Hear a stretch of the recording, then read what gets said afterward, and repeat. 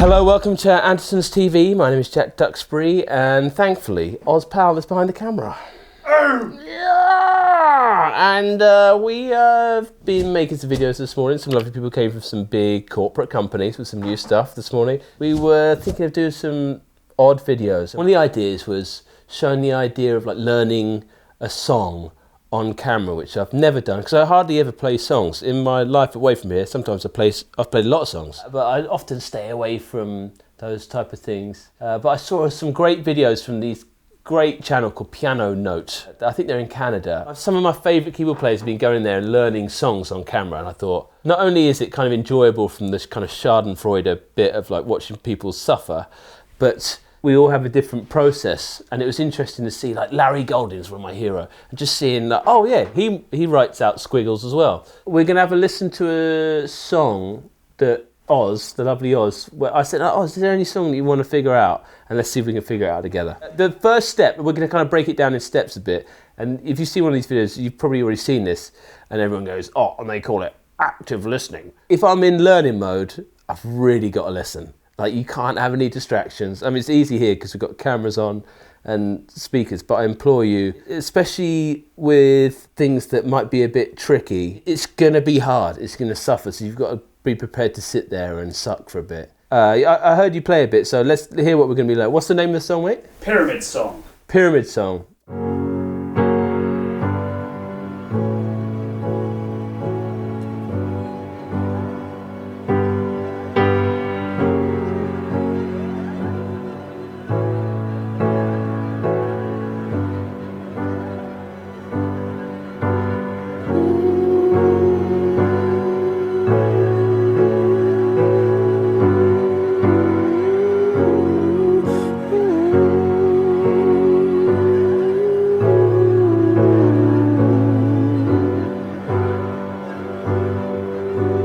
Isn't that funny as well? You played that and I'm like, oh, that's cool. And then when you really dig in with your ears, you're like, there's a lot going on there. Yeah. It's a bit fruity, but we're going to try break it down. Because again, you get the call for radio, you want to say yes to it. So you've got to figure it out somehow. I mean, that's going to be enough on my plate on the intro. We've got some odd measure. It feels like it turns over at odd times. But very, like, what's nice is we can hear the piano clearly. Here's my first tip. I'm going to have to figure out the bass line, especially where you can hear like the harmonies moving. It's not a tweed, fiddly thing. There's just block chords there. So the bass line is going to kind of inform what the chord is. So I'm going to have a little listen now, and I'm going to get my fingers on here. I have 0 perfect pitch, 0 relative pitch. It's all trial and error for me. Be prepared to fail. But if you do it enough, will suddenly, the penny might drop. Well, hopefully it's going to drop along the way. So let's start with this. I'll stop covering my ass and just start sucking.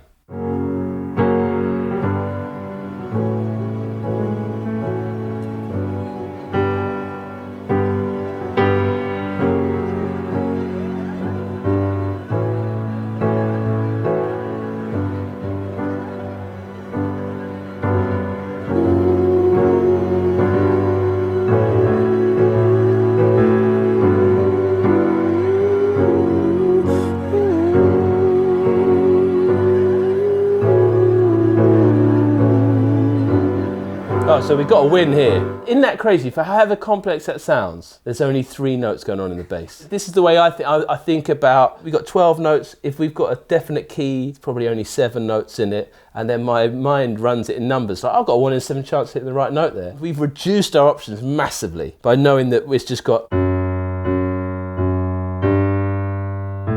I'm not playing the right rhythm because, again, I'm going to have to spend a lot of time honing. I've never heard that rhythm before, so I'm going to have to get that in my head. At least I know in the bass I can get that going. So let's figure out the pulsing of that. At this point, my instinct leads me to count the number of times the note happens more than try figure out a time signature, because that's just the way my brain works. Do you hear a time signature, or do I just hear a piano piece? I hear a time signature because I know the rhythm, so I can hear what the rhythm is. Right, that's a good point. Should I listen to the whole thing? Yeah, let's get to the meat of it.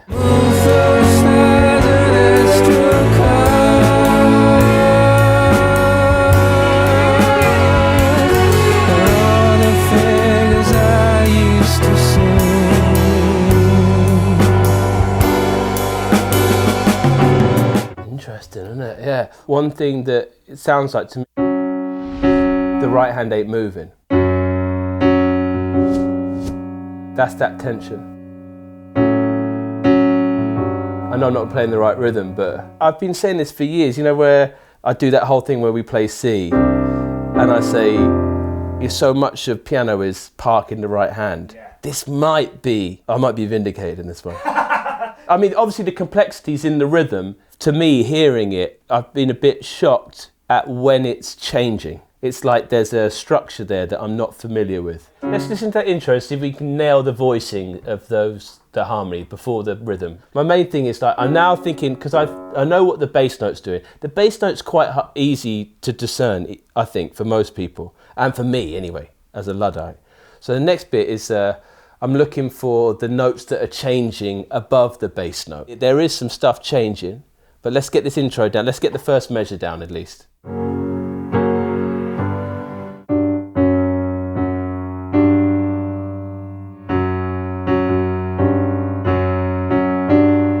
Cool. Yeah.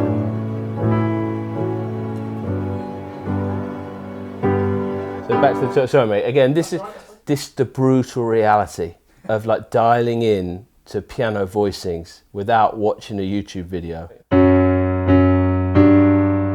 There we go. Because before, my first instinct was like, but something's changing. Again, I can't hear the notes. I'm going on copying what I can hear. I'm trying to mimic it. So my instinct as well, it would help if I was tonally closer. So let's see if we got a different tone in this piano.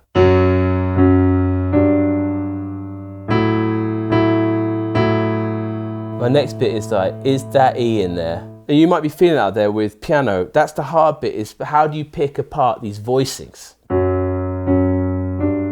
And then we know it changes. But again, if I can't regulate that tone, we've got to hear, is it a triad on the top or is it just a dyad? And then if it's a dyad, that's so bright that I need to control my dynamics. Do you know what I mean? To make it ring out less, to mimic that sound if I can. Pause it there, yeah? I'm going to play the triad. It just makes it, again, I may be wrong, but that makes that sound less pokey by having the note below it.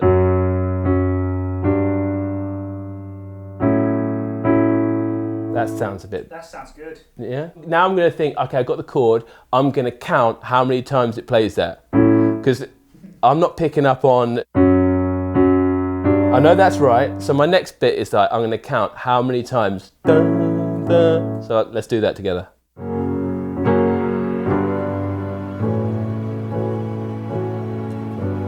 So 3, I'm just gonna go that far. Okay, go.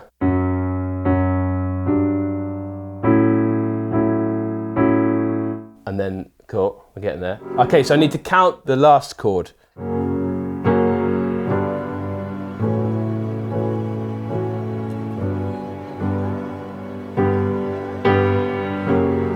So it's 4 with an asymmetric like push type pattern.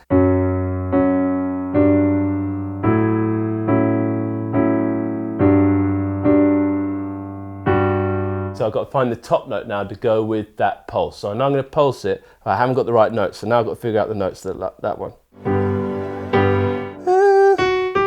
Okay. We're almost there, almost there.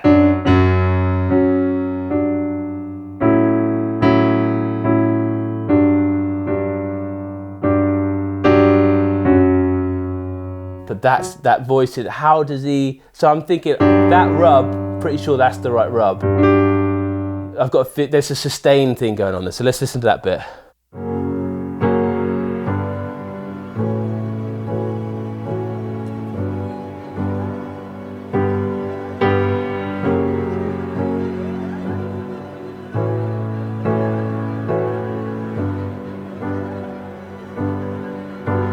Okay, cool, interesting. This is where they've got a beautiful piano, and again, we're on this lovely Casio tone, but like that ringing There's something about being able to play that ringing late, but can I get it going with this? Do you reckon it's richer? Let's try that first one again. Yeah. Because that's a bit like when you hear it a few times, it's like tracing. Audio, and piano's great for that. Yeah, but that tracing analogy of like, you see that when you get the reps up, you can't think of everything at once. Or maybe there's something like Dan Bingham probably could think of it all at once. Yeah, I'm playing it a while and then I'm like, oh, that's just not as rich as that. Isn't it funny that shape, that shape I wax on about all the time.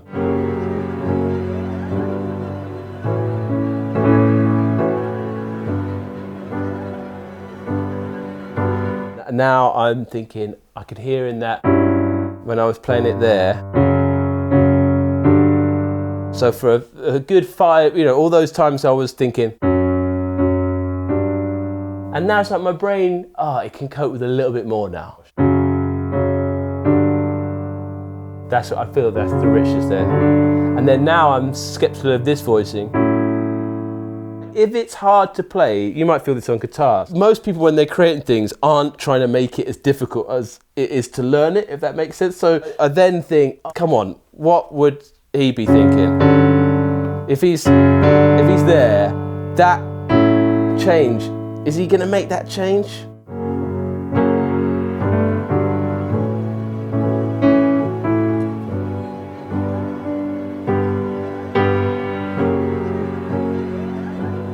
Now I've heard it a few times. I'm like, oh, I like this song. And you kind of, you're getting familiar with it. We've done the bass line. We then try to listen to the top notes that are moving. Then we can listen to the rhythm. And as we're going along, we're making these adjustments. But that bit, there'll come a time where you've got to go without the music a bit and go after it, knowing that I'm gonna fail. But like in those explorations, like just running, I watched a video yesterday about this guy that spent a couple of years re-engineering the Coke recipe. You're gonna go after this thing that everyone loves. But a lot went into it, so it's gonna take some experimentation to get it.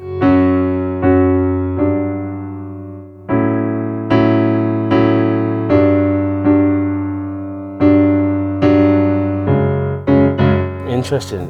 Now I'm thinking, does he move his hand position up there, and is the second bit got a bit more high-end information? Because again, my first reaction was like, there's something held. The first, I was like, oh yeah, he's just holding it, guy. Yeah, that's the super simple version. Now we're getting into the weeds. I'm like, okay.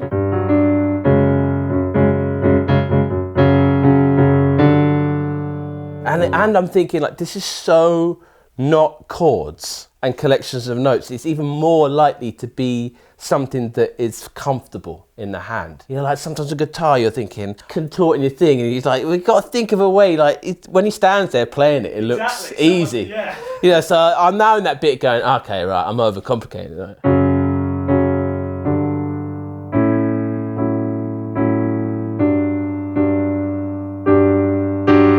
Yeah, almost, right? I was just tapping away. Hopefully, I'm cheating here because you gave me a bit of a tip, which was to think about it in a normal time signature. But I'd be lying if I would pick up on this on the first listen. So let's see if I can tap along with you for 1, 2, 3, 4.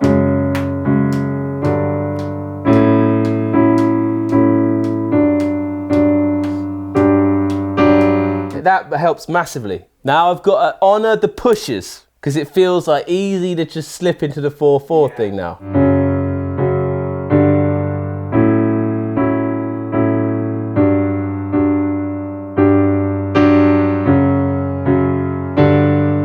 We're getting there? Let's get it. We're getting there. Right.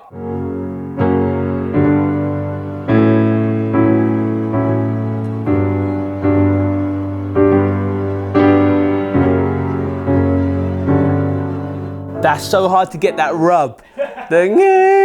Let's have a listen to that, see if I can get that in there. Okay, frickin' hell. Okay, that's well hard. But it's beautiful, isn't it? Wow, what an amazing thing. Big up Thom Yorke. This might probably won't make the edit, but my Thom Yorke story is I was rehearsing in one of these rehearsal rooms up in London, and I came out of the door, and Thom Yorke was in the lounge, and I came out the door, and he went, and I was like, oh my God, hey. And then he had a laptop on there, and he was obviously Skyping someone, and he was like, not you, mate. So that's my Thom Yorke, right? That's as close as I ever got. I was like, oh, he must watch the Andertons videos.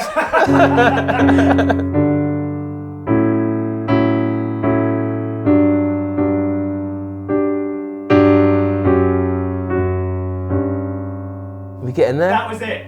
Okay, we get now, but like it's so faint that like I've got to see how he transitions in. Let's have a listen to that.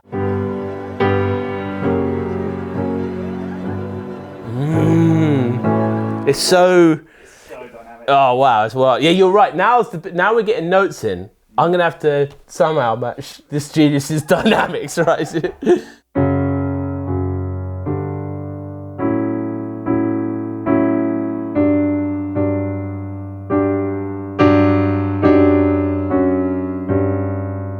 That's really hard. The core bits there, I've just got the last hurdle. The hard bit here, so we go 1, 2, 1, 2, 3, 1, 2. And then we got to get our pinky up on this G.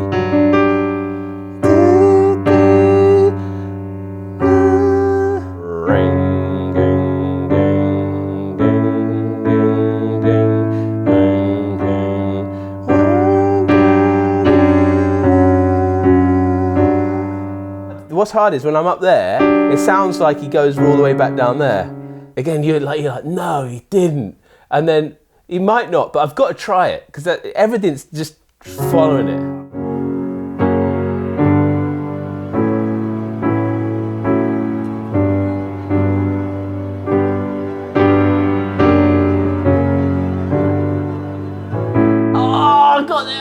It's like a platformer, and I got so close. Not only is the structure complicated, he's also pushing and swinging bits on top of that as well. Yeah, it's gangster. It's really weird. It's crazy when you get the record and you can try now I've got the notes, I'm not thinking about all those other things we've just learned. I can maybe think about matching his intensity. Yeah.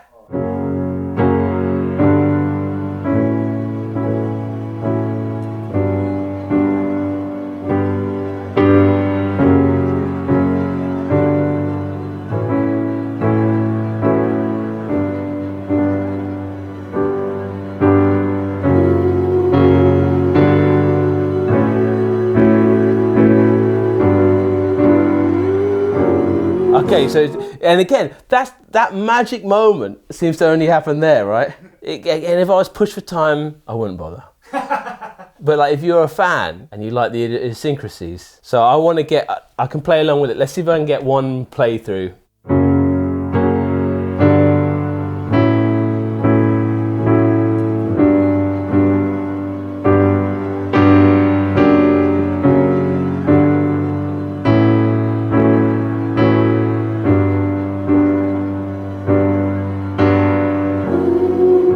Right, now without the record.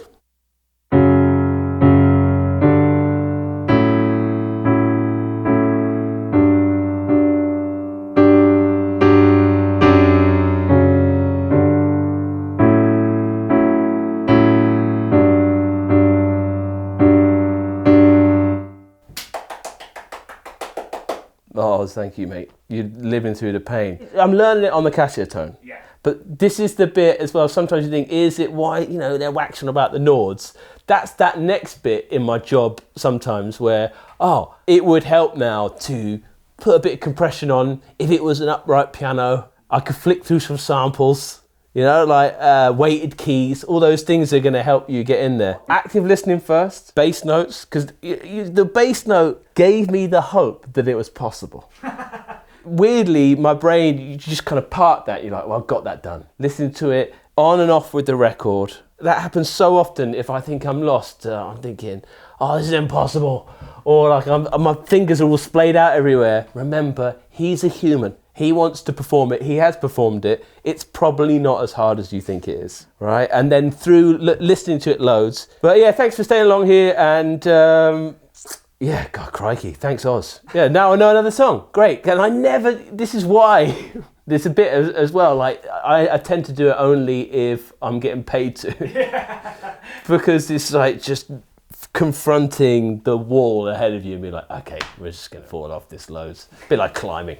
Anyway, thanks Oz, mate. And thanks for watching. Love you guys out there. And is this a new colour? I think I've only ever seen the white one, but this is this posh kind of peppery black. And the Casio tone, yeah, my lovely neighbour Jo's got one of these and she loves it. £199. That's amazing. Isn't that amazing? You can get even close to it for 199 quid. Yeah. Anyway, see you soon. Bye.